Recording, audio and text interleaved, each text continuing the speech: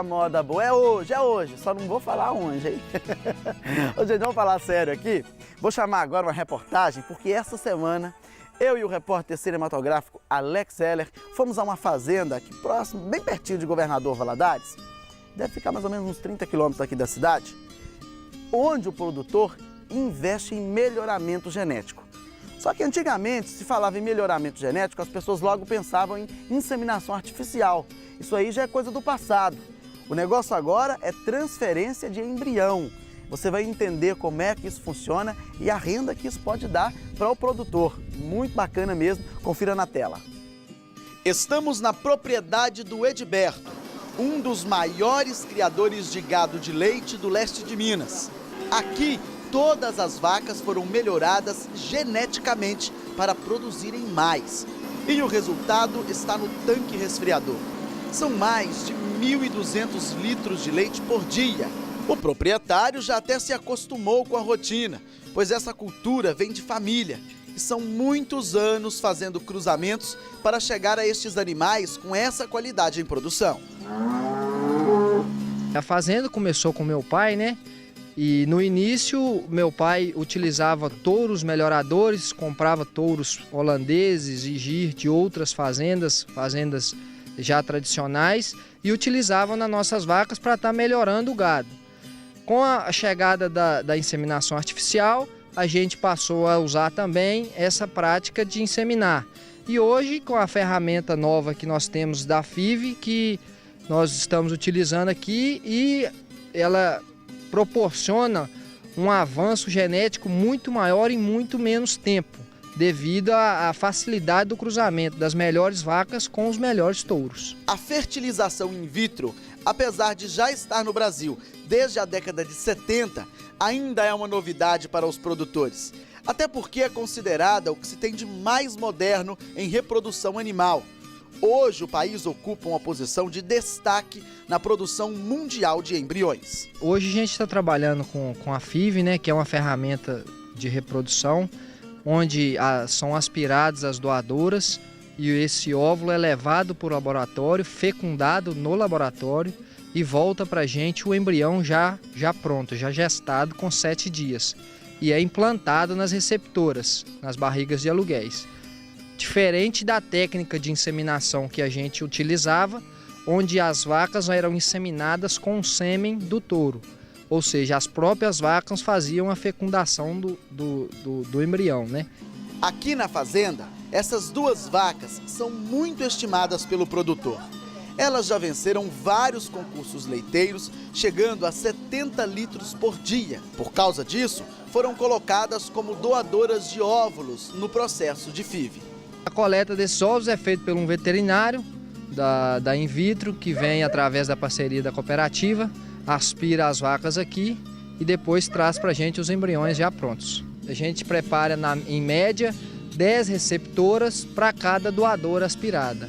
Então, se a gente aspira 3 vacas, a gente prepara 30 receptoras aqui na fazenda para estar recebendo esses embriões quando eles voltam do laboratório.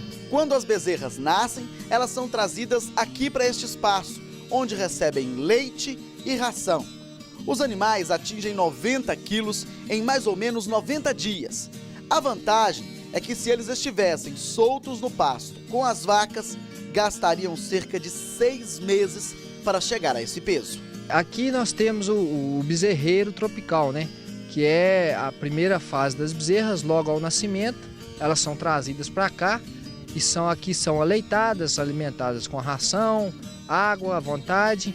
E elas ficam aqui durante um período de 90 dias, até a gente fazer o desaleitamento, seria parar de fornecer o leite, e elas passam a comer somente a ração concentrada e o pasto. Do bezerreiro tropical, elas são levadas para este outro lote, onde ficam até entrarem no período fértil e receberem um embrião. Quando as novilhas parirem, elas serão vendidas por valores que giram em torno de 8 a 10 mil reais. A bezerra, após apartada, ela chega na idade ideal, na idade reprodutiva, ela é inseminada, pare e parte dessas bezerras são destinadas à venda e parte a gente mantém na fazenda para serem nossas futuras doadoras. O Pedro coordena um projeto de fertilização in vitro em uma das maiores cooperativas de leite do leste de Minas. Ele garante que essa tecnologia chegou com tudo na região e que cerca de 100 produtores cooperados já têm bezerras frutos da FIV nas propriedades.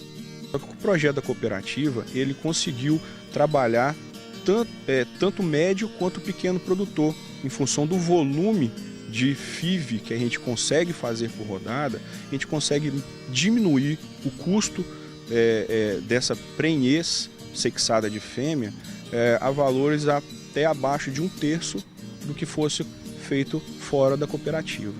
Agora, eu vou falar de um caso que tem assolado a muitas pessoas que tem isso aqui, ó, que está atrás de mim, tá vendo? Pé de coco em casa. Um telespectador ligou para a nossa TV pedindo algumas orientações. Ele disse que tem um coqueiro na casa dele e que quando o coco começa a crescer, antes dele pegar um tamanho, cai do pé e já cai podre.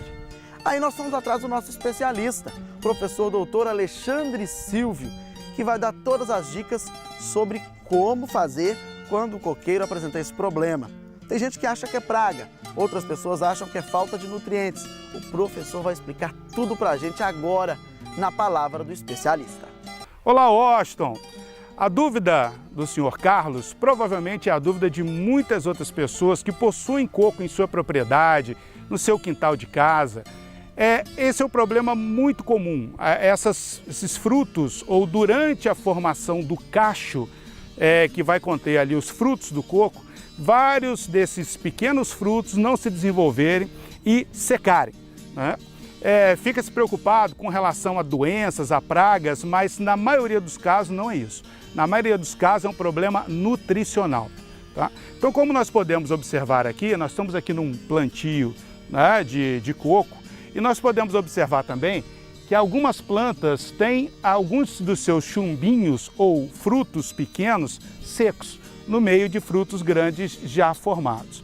Isso acontece por quê? Porque esse cacho de frutos de coco, ele tem potencial para produzir até 30, 40, 50 frutos em um único cacho. E como nós podemos observar, cada cacho ele se desenvolve de uma região chamada nó. E desse mesmo nó surge uma folha. E é exatamente essa folha, o principal fornecedor de nutrientes, é o que vai fazer a fotossíntese e vai disponibilizar nutrientes orgânicos e inorgânicos para o fruto poder completar o seu ciclo, crescer e produzir o coco como nós conhecemos. Agora, se essa planta não tiver condições de suprir esses frutos, a própria planta ela vai abortar esses frutos, boa parte desses frutos. Então, poucos frutos vão desenvolver. Um outro indicativo importante é a cor da folha. Então, nós podemos observar as folhas, né, desse pé de coco, dessa planta, e observamos que elas estão amareladas. Então, é isso que acontece. A falta de nutriente causa esse esgotamento nas folhas, as folhas não conseguem nutrir os frutos no cacho e aí a folha morre muito cedo e o cacho também acaba produzindo poucos cocos ou nenhum coco. Uma das alternativas para esse processo é a adubação. Nós precisamos saber qual a idade da sua planta, o tamanho da sua planta, mas como o senhor tem uma única planta em casa, nós vamos fazer uma recomendação para um coqueiro no fundo de quintal, porque quando nós falamos de coco num plantio comercial, nós temos que ter um outro comportamento, uma outra determinação. Mas como é uma única planta de coco, nós recomendamos que o senhor compre 1 ou 2 quilos de um adubo chamado 8-28-16 ou 4-14-8, tá? O ideal seria o 8-28-16, ele é mais concentrado. O 4-14-8 ele tem uma concentração menor. Mas eles possuem nitrogênio, fósforo e potássio. O senhor pega uma mão, equivalente a umas 150 a 200 gramas, espalha ao redor da base da planta, no solo, uma distância mínima de uns 20 centímetros, porque não pode ficar colado na base, porque isso causa queima na planta, espalhe e molhe, para favorecer a dissolução desse fertilizante e ele descer e atingir as raízes. Então, senhor Carlos, eu não sei se a sua pergunta foi atendida, mas provavelmente, como citando, é um problema nutricional e não um problema de doença na sua planta, ok?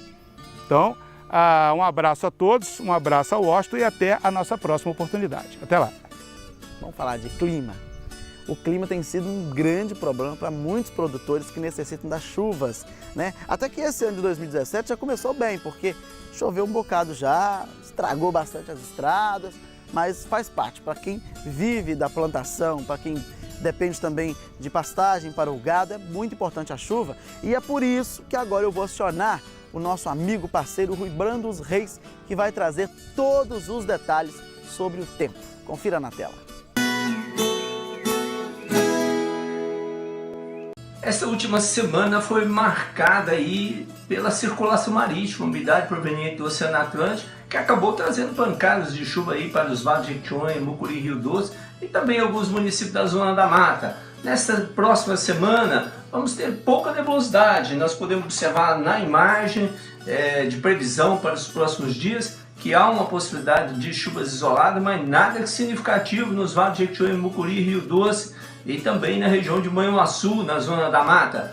A frente fria que vai chegar no início da semana, ela vai ficar estacionária mais no sul do estado, trazendo muitas chuvas para o sul de Minas, para as regiões do Triângulo Oeste e Central, e com isso os vales de Jequitinhonha, Mucuri e Rio Doce vai ter mais tempo quente e temperaturas elevadas. E ainda hoje nós vamos mostrar o Cantinho da Saudade com os cantores Pena Branca e Chavantinho. É daqui a pouquinho, eu volto já já. Cheguei na beira do porto onde as ondas se espalham.